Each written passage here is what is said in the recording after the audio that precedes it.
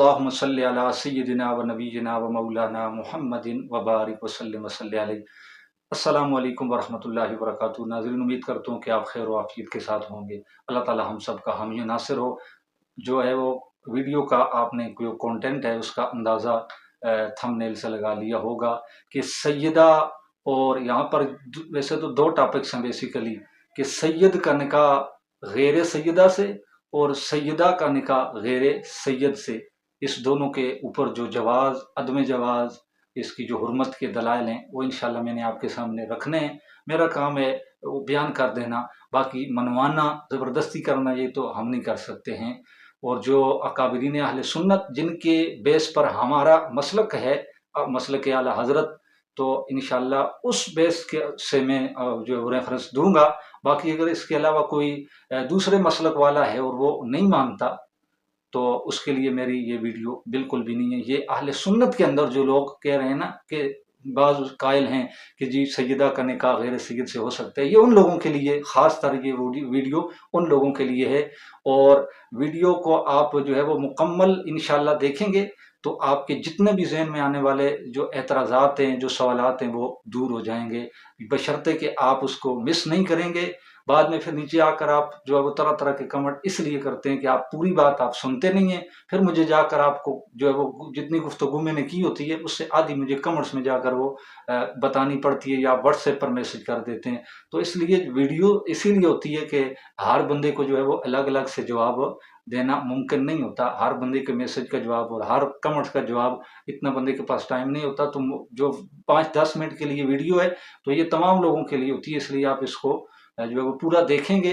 और बहुत सारे लोग जो हैं वो इसका इंतज़ार भी काफ़ी दिनों से कर रहे हैं। वो कि मैंने कहा था कि नेक्स्ट वीडियो आएगी और नेक्स्ट ना आई, वो कुछ ज़ाती मजबूरियां थीं और जो मामला चल रहे थे उस हवाले से फिर कुछ वीडियोस बीच में आई थी, इस वजह से थोड़ा सा गैप हुआ, उसके लिए भी माजरत। तो अब मैं इसको शुरू करने लगा हूँ, सैयदा और गैर सैयद का निकाह। इब्ने जोज़ी उन्होंने मनाक़िब इमाम अहमद बिन हम्बल, उनकी किताब है जिसके अंदर उन्होंने इमाम अहमद बिन हम्बल के मनाक़िब ज़िक्र किए हैं।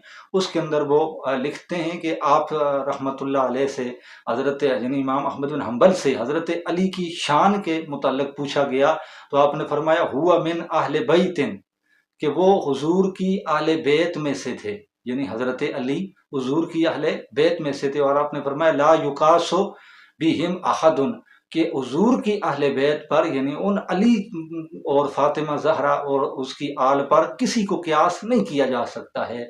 और ये बात भी उन्होंने कोई अपनी तरफ से नहीं की, आखिर इतने बड़े इमाम हैं।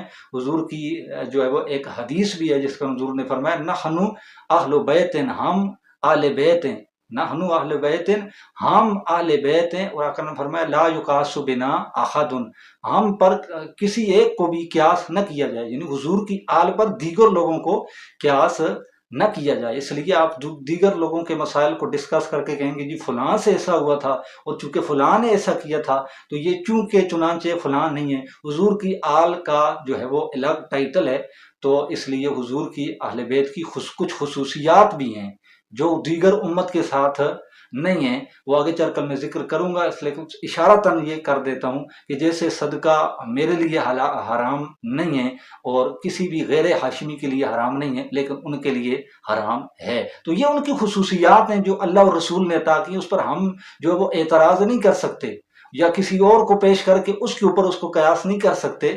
तो पहली बात तो ये याद रखें कि हुजूर की अहले बैत पर किसी को क्यास नहीं करेंगे। बात तो यहीं से भी खत्म हो सकती है, मैं आगे अगर चलकर ना भी बात करूं तो बात यहां से भी वाज़ेह है कि जब हुजूर की आले बैत है तो उसके ऊपर दीगर किसी चीज को क्यास नहीं किया जा सकता। शेख मुहय्यिद्दीन इब्न अरबी मकतूबात मकिया के अंदर फरमाते हैं कि ए दोस्त, अगर तुझ पर तेरे पर्दे तेरे सामने से हट जाएं और जो हकीकतन हुजूर की अहले बैत की जो शान और फजाइल हैं अगर वो तुझ पर खुल जाएं, वाज़ेह हो जाएं, ज़ाहिर हो जाएं और तुझे पता चल जाए कि हुजूर की शान क्या है, तो फिर तू ये तमन्ना करेगा, फिर ये तमन्ना नहीं करेगा कि मैं हुजूर की आल का गुलाम बन जाऊं या काश मैं हुजूर की आल का गुलाम होता। फिर तू ये तमन्ना करेगा काश मैं हुजूर की आल के गुलामों का भी गुलाम होता, ये भी मेरे लिए बड़ी सआदत वाली बात थी। کہ حضور کے غلاموں کے آل کے غلاموں کے غلاموں میں اگر میرا نام آ جاتا تو میرے لیے بھی یہ بہت بڑی سعادت تھی، اگر تجھے پتہ چل جائے نا حضور کی اہل بیت کا کیا مقام ہے۔ اس لیے یہ باتیں وہی لوگ کر رہے ہیں کہ بھئی سیدہ کا نکاح اور غیر سید کو ہو سکتا ہے، کہ جن کو حضور کی اہل بیت کے حوالے سے جو ہے وہ ان کی شانیں انہوں نے اس طرح سے نہ ان کو کسی نے سنائی ہے نہ وہ جانتے ہیں۔ پھر یہاں یہ اعتراض بھی کیا جاتا ہے کہ جی بعض لوگ تو یہ کہتے ہیں کہ یہاں جو ہے وہ کف، پہلے تو یہ ذہن میں رکھنا ہے کہ کف کا بھی بڑا اعتبار ہوتا ہے، کہ جیسے ایک وزیر اعظم اپنی بیٹی کا رشتہ جو ہے وہ ایک ریڑھی بان کے ساتھ، ایک موچی کے بیٹی کے ساتھ نہیں کرتا، حالانکہ یہاں قرآن میں کوئی ایسی آیت تو نہیں ہے نا، کیونکہ جو آپ آیت پیش کر رہے ہیں کہ انا خلقناکم نفس واحدہ، ہم نے آپ کو ایک نفس سے پیدا کیا، ایک باپ سے پیدا کیا، تو یہ چیزیں اگر کریں گے تو پھر تو یہ بھی ہے۔ لیکن کوئی وزیر اعظم اپنی بیٹی کی شادی ایک موچی سے کرنے کو تیار ہوتا ہے؟ نہیں ہوتا۔ لیکن یہ تو میں نے ویسے ایک مثال دی ہے، اس پر بھی ہم حضور کی آل کو پہلے ہی میں نے بات ختم کر دی، قیاس نہیں کریں گے۔ یہ میں نے مثال ادھر فٹ کرنے کے لیے نہیں کہی، یہ میں نے آپ کو ذہن کو جو چونکہ عوام کے جو ذہن ہے ان کو سمجھانے کے لیے یہ کہا ہے، ورنہ حضور کی آل پہ کسی کو کوئی قیاس نہیں کر سکتا ہے۔ تو بعض لوگ کہتے ہیں جی عالم دین ہو تو پھر غیر سید بھی ہو تو ہو سکتا ہے۔ بھئی کیسی بات کرتے ہو، میں تمہاری عقلوں کے اوپر جو حیران ہوں اور ماتم کرنے کو دل کرتا ہے۔ یار علم جو ہے وہ کسبی ہے، اور جو حضور کا جو خون ہے وہ نسبی ہے۔ یار کسبی چیز کو نسبی چیز کے اوپر تم قیاس کر رہے ہو، اور حضور علم جو ہے وہ کسب سے آیا، اور علم تب سے آیا جب سے حاصل کیا، اور بندے کا آل رسول ہونا، خون رسول ہونا تب سے ہے جب سے وہ دنیا میں آیا، بلکہ جب سے اس عالم ارواح میں تھا اس وقت حضور کی آل میں تھا۔ اور عالم دین جو ہے وہ جب تک وہ پیدا ہوا تھا وہ عالم دین نہیں تھا، جب اس نے علم حاصل کیا اس وقت وہ عالم دین ہو گیا۔ تو بھئی یہ پھر کیسے کہہ سکتے ہو کہ بھئی عالم دین ہو تو غیر سید بھی ہو؟ تمہاری عقل پر حیران ہوتا ہوں۔ اور دوسری بات یہ ہے کہ عالم دین صدقات و خیرات لے سکتا ہے اگر غیر سید ہو، تو حضور کی آل نہیں لے سکتی، پھر تم کیسے اس کے اوپر جو ہے وہ قیاس کر سکتے ہو؟ علم جو ہے وہ ایسی چیز ہے کہ بندے کو اگر دماغی کوئی بیماری لاحق ہوتی ہے تو علم انسان کا ضائع ہو سکتا ہے، انسان کو یاداشت بھول سکتی ہے، دماغی بہت ساری جو ہیں وہ ذہنی بیماریاں ہو سکتی ہیں جس کی وجہ سے بندے کا سارا علم بھول سکتا ہے۔ جب بھول گیا تو وہ علم نہ رہا، یہ اس کے ساتھ ایک متصف صفت ہے نا، عارضہ ہے، عوارض ہیں، جب یہ عارضہ اس سے جدا ہو گیا تو پھر اب اس کو عالم نہیں کہہ سکتے۔ یعنی عالم کا علم پکی بات نہیں ہے کہ اس کے ساتھ چمٹا رہے گا، ممکن ہے اور امکانات میں سے ہے کہ وہ ضائع بھی ہو جائے، جب کہ آل رسول ہونا اور خون رسول ہونا یہ کبھی بھی ضائع نہیں ہوتا۔ بندہ پیدا ہوا پھر بھی سید تھا، اور دنیا سے چلا گیا اس وقت بھی وہ ہر حال میں وہ سید رہے گا، اس کی سیادت ختم نہیں ہوتی۔ علم ختم ہو سکتا ہے، علم کم بھی ہو سکتا ہے، سیادت کم نہیں ہوتی، گھٹتی نہیں، پھر عالم دین پر تم کیسے قیاس کر سکتے ہو؟ تو یہ تمہارا یہ میں نے اس کا آپ کو مختصراً جو جواب دے دیا ہے، مختصر کر رہا ہوں، ورنہ یہ ایک بہت لمبا ٹاپک ہے، اس کے اوپر جو ہے وہ گھنٹوں طویل گفتگو بھی کی جا سکتی ہے، لیکن صرف ذہنی خلش کو دور کرنے کے لیے مختصر کر رہا ہوں۔ اور امام غزالی فرماتے ہیں کہ بعض اوقات ایسا بھی ہوتا ہے کہ کسی کے اندر ایک صفت کی کمی ہو تو وہ کوئی دوسری صفت آ کر اس کمی کو پورا کر دیتی ہے، لیکن آل رسول نسب رسول کی کمی جس کے اندر ہے جو سید نہیں ہے، دوسری جتنی صفات مرضی آ جائیں تو یہ والی کمی اس کو پورا نہیں کر سکتی ہے۔ تو یہ تو ابھی میں فضائل بیان آپ کے سامنے کر رہا ہوں، اسی سے آپ اندازہ لگا لیں گے کہ یہ کیسے ہو سکتا ہے۔ اب دیکھیں آب زمزم ہے، ہم اس کو کسی گٹر کے کسی گندے پانی کے اندر ملانے کے لیے تیار نہیں ہیں، ہم کہتے ہیں یار آب زمزم ہے، کتنا مبارک پانی ہے، مدینہ شریف سے آیا ہے۔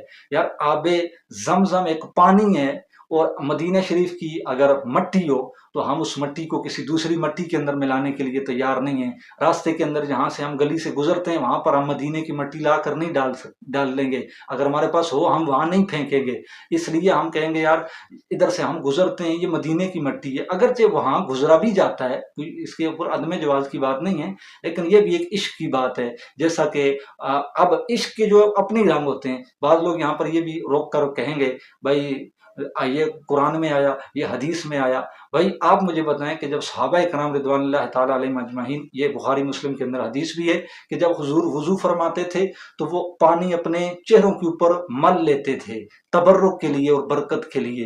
हुजूर ने पूछा ये क्या कर रहे हो, तो फरमाया या रसूलल्लाह हम आपके पानी से लगे पानी से बरकत हासिल करते हैं। और बाज़ औक़ात ऐसा होता लगता है ये लड़ पड़ेंगे, इतना वो हुजूम इकट्ठा हो जाता है, यानी हर एक की कोशिश होती मैं आगे बढ़ूं, हुजूर से मशशुदा पानी मैं इस्तेमाल करूं। तो यार ये मुझे बताओ कहाँ कुरान में आया है कि मेरा नबी जब वुजू करे तो उसका पानी नीचे नहीं गिरने देना? ये आया कुरान में? या ऐसी कोई हुजूर ने सहाबा को कभी तालीम दी, सिखाया, कभी कभी वाज फरमाया कि जब मैं वुजू करूं? नहीं, ये उनका अपना इश्क है। तो इसलिए इश्क जो है वो और अदब और ताजीम ये अलग चीजें होती हैं, इनके लिए हर बात नहीं है कि हर एक के लिए दलील कती और दलील नसी कुरान के अंदर नस के जरिए दलील उसके ऊपर मौजूद कुरान के अंदर हो। तो दूसरी बात यह कि मर्द जो है वो हाकिम होता है, औरत उसकी महकूम होती है, जैसे कि हिदायत के अंदर भी है कि लिअन्नहा ममलूकतुन व ज़ौजु मालिकुन, कि इसलिए कि औरत जो है ममलूका होती है, शौहर उसका मालिक होता है। अर्रिजालु कव्वामूना अलन निसा, इसके तहत भी जो है वो मर्द जो है वो कायम होते हैं। और हुजूर की एक और हदीस के फरमाए अन निकाहु रिकुन, निकाह जो है वो गुलामी है। तो मुझे बताओ आप सैयदा लड़की को ब्याह कर उसकी शादी करके एक गैर सैयद की गुलामी में देना चाहते हो? हालांकि उस बंदे को आले रसूल की गुलामी में होना चाहिए। तो यहाँ तो ये वज़ा के खिलाफ हो गया। वज़ा तो ये थी कि इस बंदे को हुजूर की अहले बैत की गुलामी करनी चाहिए थी, लेकिन यहाँ तो निकाह करके आप गैर सैयद के साथ सैयदा को गुलाम बना रहे हैं उसका। हालांकि सारी कायनात जो है वो आले रसूल की गुलाम है, ये वज़ह तो ये है, लेकिन आपने इसके आप इसके खिलाफ कर रहे हैं और आप उसको फराश गलीज बना रहे हैं। यानी ये जो निकाह है और ये निकाह के बाद जो हम बिस्तरी है, जो मियाँ बीवी का जो ताल्लुक है, ये एक नापसंदीदा चीज़ है। अगरचे अल्लाह ने एक जिनसी ज़रूरत पूरा करने का एक ज़रिया रखा है, ज़रूरत के तहत नस्ल इंसानी को आगे चलाने के लिए। तो बाद लोग कहते हैं जी वो तो सैयद साहब जो हैं वो जो गैर सैयद है वो सैयदा लड़की को ब्याह कर घर लाएगा तो इसको इज्जत दे रहा है ना। भाई इज्जत की बात नहीं है। अल्लाह ने माँ से, बेटी से, बहन से निकाह को हराम क्यों किया? क्योंकि ये एक गलीज अमल है। और मियाँ बीवी के अब आप कहेंगे भाई फिर तो किसी भी औरत को ब्याह कर नहीं लाना चाहिए क्योंकि इसमें औरत की तजलील है, इसमें औरत की जिल्लत है ना, वो किसी की फिराश गलीज बन के, इसमें औरत की तजलील है, इसमें औरत की जिल्लत है ना, वो किसी की फिराश गलीज बन के किसी के नीचे लेटेगी तो ये क्या है? मैं समझाने के लिए इतना ही काफी है। तो आप एक सैयदा लड़की को बुला कर निकाह करके एक गैर सैयद की फिराश गलीज बनाकर आप क्या दर्स देना चाहते हैं? मिंबरों पर बैठकर आप कहते हैं कि आले बैत नबूवत की मोहब्बत जो है वो फर्ज है, गुलामी रसूल में मौत भी कबूल है। उस वक्त मौत भी कबूल है, लेकिन यहाँ थोड़ा सा पीछे हट जाना ये कबूल नहीं है यार। निकाह और निकाह के बाद ये जो ज़ौजियत का अमल है ये सिर्फ नस्ल इंसानी को चलाने के लिए और इंसान की नफ्सी ज़रूरत को पूरा करने के लिए है। जैसे हजरत आदम अलैहिस्सलाम के जो बेटे और बेटियां थी, अब और तो कोई नहीं था। वैसे तो बेटे और बेटी का निकाह आपस में हराम है, हमारी शरीयत के अंदर तो भी बिल्कुल हराम है, लेकिन उस वक्त चूंकि मजबूरी थी कि आपके बेटे हैं और बेटियां ही हैं, दुनिया के जहान के अंदर कोई और है नहीं है, तो मजबूरी के तहत फिर नस्ल इंसानी को भी तो चलाना था। इस मजबूरी के तहत फिर अल्लाह ने उनका निकाह जायज कर दिया। तो बात चीजें मजबूरी की वजह से हो जाती हैं, उनके अंदर मजबूरी का जो अमल है वो दखल होता है। तो अब कोई कहे जी कि ये निकाह जायज़ है, अब इस पर क्यास करते हुए आज भी लोग कहें जी बेटे बेटी का निकाह तो जायज़ है। देखो ना हजरत आदम अलैहिस्सलाम ने अपने बेटे बेटियों का नहीं किया, तो भाई हर कोई ये जवाब देगा भाई उस वक्त मजबूरी थी क्योंकि उनके और कोई था नहीं, नस्ल इंसानी को अल्लाह ने आगे चलाना था। तो इसलिए इसके ऊपर फिर कत्ल भी हुआ, काबिल ने हाबिल का इसी बात पर कत्ल किया। हालांकि बहन के ऊपर जो है वो उसके से शादी करने के लिए तैयार होना ये तो नहीं है। तो इसलिए जो लोग कहते हैं ना भाई वो इज्जत देना चाहता है, इसलिए गैर सैयद अगर सैयदा लड़की को ब्याह के लाएगा भी तो उसको इज्जत देगा। भाई कैसी इज्जत देगा? ऐसी इज्जत फिर आप माँ को देने के लिए तैयार है, बहन को देने के लिए तैयार है? नहीं, माँ बहन बेटी इन मुकद्दस रिश्तों को नहीं देने के लिए तैयार ना। क्यों? इसलिए कि ये गलीज अमल है। कोई गाली देता है तो फिर इसी का जिक्र करता है ना, इसी का जिक्र ये नहीं करता, मुझे आप लोग बताएं, तो करता है। तो इसलिए ये इज्जत देने वाली बात नहीं है, यूं इज्जत नहीं दी जाती है। आप आले रसूल के जो कदमों से लगने वाली खाक है ना उसको सुरमा बनाए तब भी आप आले रसूल के उसको इज्जत नहीं दे सकते, बजाय आप इसके कि उसको फराश गलीज बनाकर आप कहें कि मैंने उसको इज्जत दी है। ये इज्जत देना नहीं है। और बाकियों से निकाह का जवाज اور اس عورت کو فراش بنانا یہ انسانی فطرت کا ضرورت کو پورا کرنے کے لیے اور نسل انسانی کی بقا کے لیے، تاکہ یہ نسل چلے اور انسانوں کی جو بقا ہے وہ قائم رہے جب تک قیامت قائم نہیں ہوئی۔ تو اس لیے ضرورات کے تحت بعض چیزیں اللہ نے یہ رکھی ہیں۔ تو ان کو میں نے پہلے جیسے سٹیپ لیا تھا، جہاں سے میں نے آغاز کیا تھا کہ آل رسول پر کسی دوسرے مسئلے کو قیاس نہیں کریں گے۔ جیسے حضرت آدم علیہ السلام نے بیٹے بیٹیوں کا نکاح کیا، اس پر کسی چیز کو قیاس نہیں کرتے اور نہ کوئی کر رہا ہے۔ اور عجیب بات ہے، جہاں آل رسول کی بات آ جائے تو وہاں ان کو جی ایسے بھی تو ہوا اور جو ویسے بھی تو ہوا، اور یہ ایک ہی آدم کی اولاد ہیں۔ اس کے علاوہ بہت ساری کتابیں جن کی ڈیٹیل میں اب نام لوں گا تو ویڈیو لمبی ہوگی، ویسے بھی بہت طوالت اختیار کر چکی ہے۔ تو یہ سکرین شاٹ چل رہے ہیں، یہ جتنی کتابیں ہیں، یہ 39 کتابیں ہیں، 39 بکس ایسی ہیں جن کے اندر سیدہ اور غیر سید کے نکاح کے جواز کے بالکل کوئی قائل بھی نہیں ہے۔ حتیٰ کہ تفسیر کبیر کے جو صاحب تفسیر کبیر ہیں امام فخر الدین رازی علیہ رحمہ، آپ نے بھی اس کو حرام کہا ہے۔ ہم تو ناجائز کریں، انہوں نے اشد حرام کہا ہے۔ انہوں نے کہا کہ ہر وہ عورت جس کی عزت تکریم بندے پر واجب ہو، اس عورت سے نکاح حرام ہے۔ یہ قاعدہ اور کلیہ اور قانون ہے، یہ دیکھ لیں کہ جس عورت کی عزت آپ پر واجب ہے، تکریم واجب ہے، اس سے آپ کا نکاح حرام ہے۔ ماں سے کیوں نکاح حرام ہے؟ کیونکہ اس کی عزت تکریم آپ کے اوپر واجب ہے۔ بہن کی تکریم عزت واجب ہے۔ تو مجھے بتاؤ، جب ماں بہن کی عزت تکریم واجب ہے، اسی قرآن میں تو اللہ نے قُل لا اسألکم علیہ اجرا الا المودۃ فی القربی، اور اسی کے اندر حضور کی آل بیت کی محبت بھی تو فرض ہے نا۔ حضور کی آل بیت، اور مجھے نہیں سمجھ آتی کہ وہ بندہ جو غیر سیدہ کے ساتھ نکاح کرے گا، دن کو جو ہے وہ گوڈے ٹیک کر اس سیدہ کے اوپر، کیونکہ وہ بھی آل رسول میں تو شامل ہے نا، لڑی تو وہی ہے، جب وہ دن کو درود پڑے گا کہ اللہم صلی علی محمد وعلی آل محمد، اس سیدہ پر دن کو درود پڑے گا اور رات کو اس کے ساتھ عمل زوجیت کرتے ہوئے، شرم نہیں آئے گی اس کو یار؟ کیسا یہ فیل کرے گا کہ میں اس سیدہ جس پر دن کو درود بھیجتا رہا اور شام کو میں اس کے ساتھ؟ تو یہ چیز بالکل ایسا نہیں ہے۔ جس عورت کی عزت تکریم حرمت آپ پہ واجب ہے، اس سے نکاح حرام ہے۔ اسی لیے ازواج مطہرات حضور کی جو ہیں، ان سے نکاح حرام تھا۔ جو فرمایا ازواجہ امہاتکم، وہ بیویاں جو ہیں حضور کی تمہاری مائیں ہیں، اس لیے کہا کہ ان کی عزت، ان کی تکریم تم پہ واجب ہے۔ حالانکہ حضور کی جو بیویاں ہیں وہ سارے صحابہ کرام کی مائیں حقیقتاً تو نہیں ہے نا، اس معنی میں مائیں ہیں کہ وہ عزت اور تکریم کے قابل ہیں جیسے اپنی ماں ہیں۔ تو اس لیے بس قانون امام فخر الدین رازی والا آپ سمجھ جائیں تو آپ سمجھ جائیں گے کہ جس عورت کی تکریم حرمت آپ پہ واجب ہے، اس سے آپ نکاح نہیں کر سکتے۔ تو بتاؤ، آل رسول کی حرمت واجب ہے یا نہیں ہے؟ آل رسول کی تعظیم واجب ہے یا نہیں ہے؟ تکریم واجب ہے یا نہیں؟ آپ سب کہیں گے واجب ہے۔ تو پھر مان لو نا بھائی کہ جس عورت کی تکریم حرمت آپ پہ واجب ہے، اس سے نکاح بھی حرام ہے۔ اب آپ، اور پھر ایک اعتراض جو ہے، میں آخری ویڈیو کو ختم کر رہا ہوں اور آخری اعتراض کا جو جواب دے رہا ہوں، جو لوگ کہتے ہیں بھائی پھر ہم جو ہے وہ سیدوں کے سیدہ ہنستے تھے، پھر الگ شریعت تو سنبھڑا چھوڑی۔ بھائی سیدوں کے لیے ہم نے الگ شریعت نہیں بنائی، شریعت کے اندر کچھ قانون اللہ نے ایسے ہی بنائے ہیں۔ جیسے دیکھیں نا، اب مرد کی گواہی ہے وہ ایک ہو تو قابل قبول ہے، لیکن عورت ایک ہو تو قابل قبول نہیں ہے۔ کہا دو عورتوں کی گواہی ایک مرد کے برابر ہے۔ تو اب یہاں کیا کہو گے کہ بھئی مرد کے لیے اور شریعت ہے، عورت کے لیے اور شریعت ہے؟ آزاد عورت جو ہے وہ اس کا سطر اور ہے، اس کا پردہ اور ہے، اور جو غلامہ ہے، جو لونڈی ہے، جو باندی ہے، اس کا پردہ اور ہے۔ تو یہاں کیا کہو گے کہ بھئی اس کے لیے شریعت الگ ہے اور اس کے لیے الگ ہے؟ یار کیسی باتیں، کیسے کیسے لوگوں کے ذہن میں اعتراضات، کیسے کیسے سوال۔ اب یہ جتنے اعتراض ہیں یہ سارے میرے پاس لکھے پڑے ہیں، اور میں نے لکھ کر ان کے جو ہے وہ ایک ایک کا جواب میں نے آپ کے سامنے جو ہے وہ سارے اعتراضات میں نے جو ہے وہ لکھے ہوئے تھے، اور میں نے پڑھ کر آ کر یہاں آپ کے سامنے یہ سارے اعتراضات ان کے جوابات دیے ہیں۔ یہ سب لوگ کر رہے ہیں، کچھ واٹس ایپ پہ کر رہے ہیں، کچھ کمنٹس میں کر رہے ہیں، کچھ جس کا جہاں جہاں بس چلتا ہے وہ یہ کہتے ہیں بھائی سیدوں کے لیے تو پھر اس کا مطلب ہو گیا الگ شریعت ہو گئی۔ بھائی کیسے الگ شریعت ہو گئی؟ سید پہ زکوٰۃ جو حرام ہے اور ہم پہ حرام نہیں ہے، تو اس کا مطلب پھر یہاں بھی کہو نا بھائی سید پہ، پھر آج کے بعد کہو بھائی سیدوں پہ بھی زکوٰۃ لگتی ہے، ان کو بھی دینی چاہیے۔ کیوں؟ شریعت جو ایک ہے، شریعت ایک ہے نا بھائی، ان کی شریعت بھی ہے، ہماری بھی ایک ہے، تو پھر ان پہ زکوٰۃ نہیں ہے، ان کو نہیں دے سکتے صدقات بنو ہاشم کو، پھر ہمیں دے سکتے ہو؟ تو یہ کیا ہے؟